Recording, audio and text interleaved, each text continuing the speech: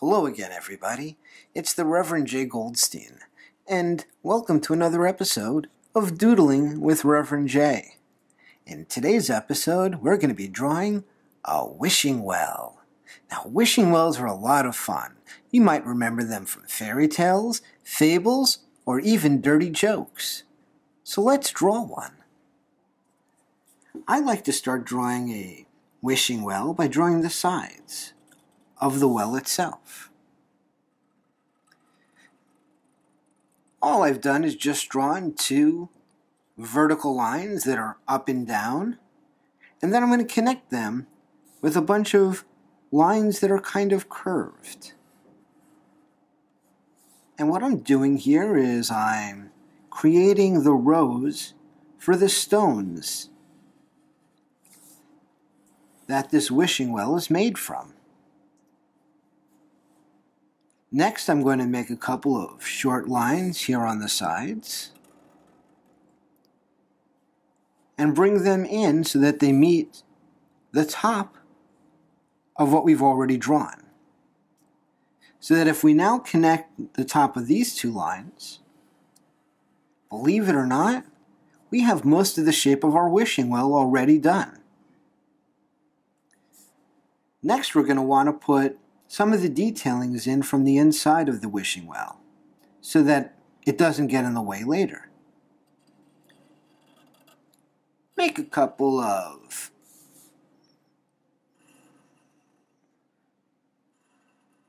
lines like that, two close together and two close together over there towards the sides. Then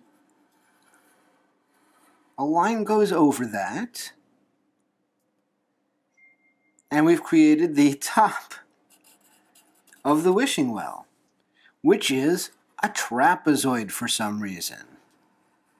Well, it always is, isn't it?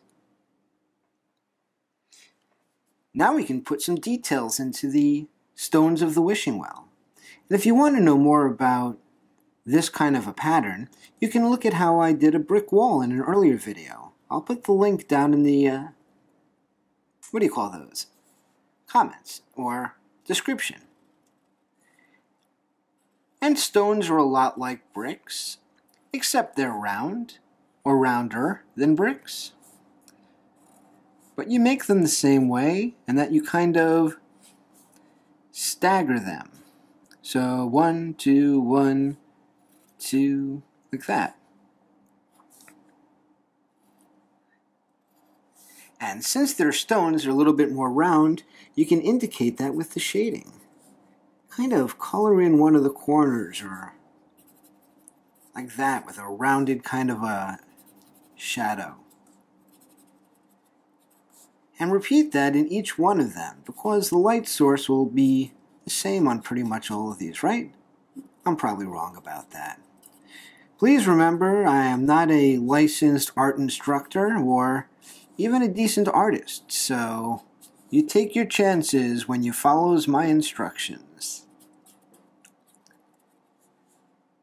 We'll do that up here too. And what we're doing is we're creating the stone texture, the pattern, the elements of this wishing well, which is made out of stone. And what makes this wishing well different than any well? What makes a wishing well special? How does it become a wishing well rather than a regular well?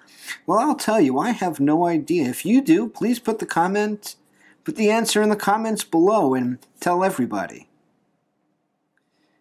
So we've got the stone right here, finished.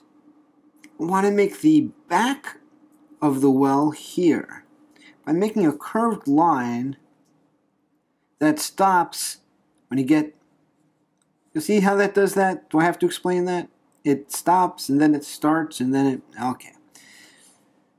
Next, make a small circle, another curve right along there. And this will allow us to indicate the top of the well like that. You just do that with little dashed lines and little curves. And what's going to pull off this illusion is coloring in the hole.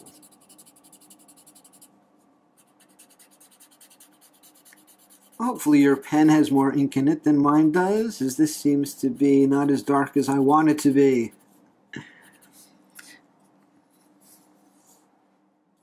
So once you've filled in the hole right there, you give the illusion of there being a well. Put some lines across here to show that this is made out of wooden slats.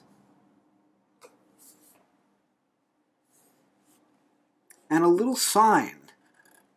You're going to need a little sign right here that comes down on two little ropes.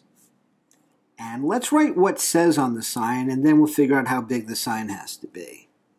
So we'll write wishes,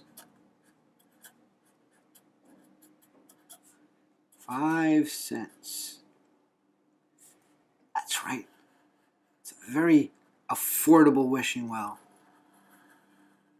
And by writing the words first, it allowed us to make the sign the appropriate size. And that's basically it. Put some grass down here, as we usually do. And as this pen fades into dryness, we get ready to throw it away. We've finished another drawing here, and I hope you've enjoyed it.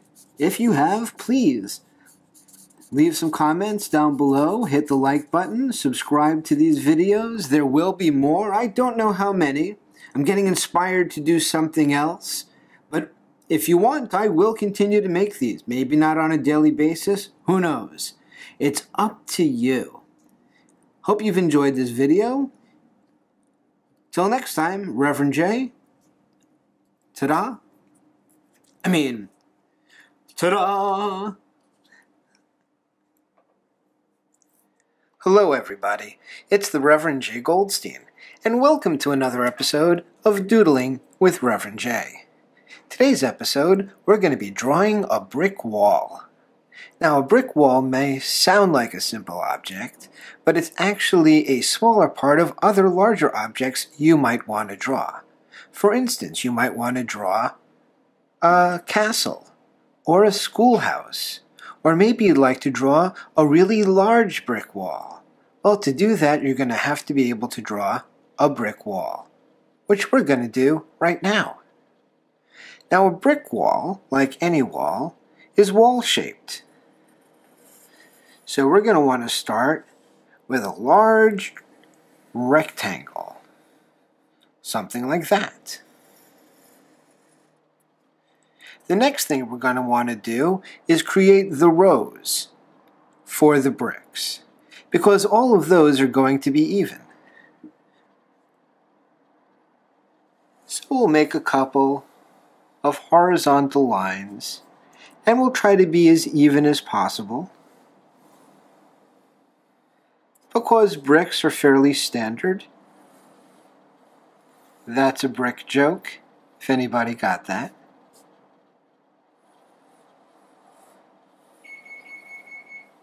Oh, my oven is preheated. That's always a good thing when you're trying to preheat your oven. Making chicken tonight. Should be good. So the next thing we want to do is we want to create the edges of all the bricks, which will actually create our brick pattern. Now, bricks are rectangle, and our bricks are going to be about that ratio, or that proportion. So what we will do then is we will make another line straight below it, but skipping a space, and then another below that. Then we're going to move over and do the same thing, another rectangle over.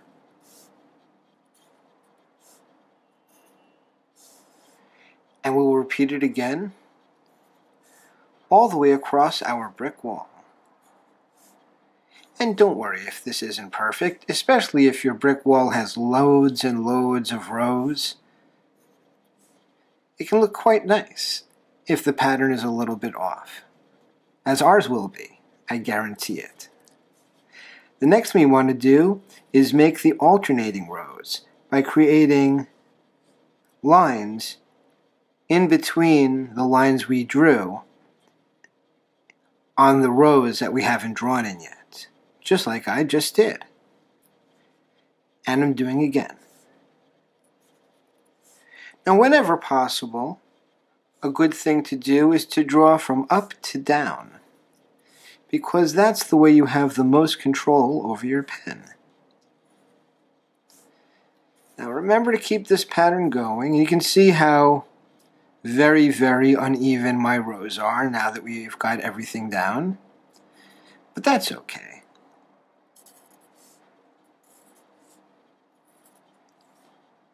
Just realize, it's your wall, your bricks, they can be however you want. Now it's nice to give your wall a little bit of dimension. What you can do is make a little diagonal line like that, and bring that down too. The next thing you want to do is match this diagonal line and connect all of these lines across. And that'll make it look like the ends of the bricks. A nice thing we can do at this point is draw a little bit of grass again at the bottom of this brick wall. Just like we did with the tree and the mushroom, this gives the brick wall a place to be. It's in the grass. You can even draw a little flower if you want by drawing a little line in a circle. You know how to draw this kind of flower already, probably. You've probably drawn tons of them. And ta-da! We have a brick wall. If you've enjoyed this video, please hit the like button, the share button, subscribe to this channel. I'll be drawing many more things with you in the future. And more complicated things too, once we get the basics down. So until next week, I'm the Reverend J. Goldstein. Ta-da!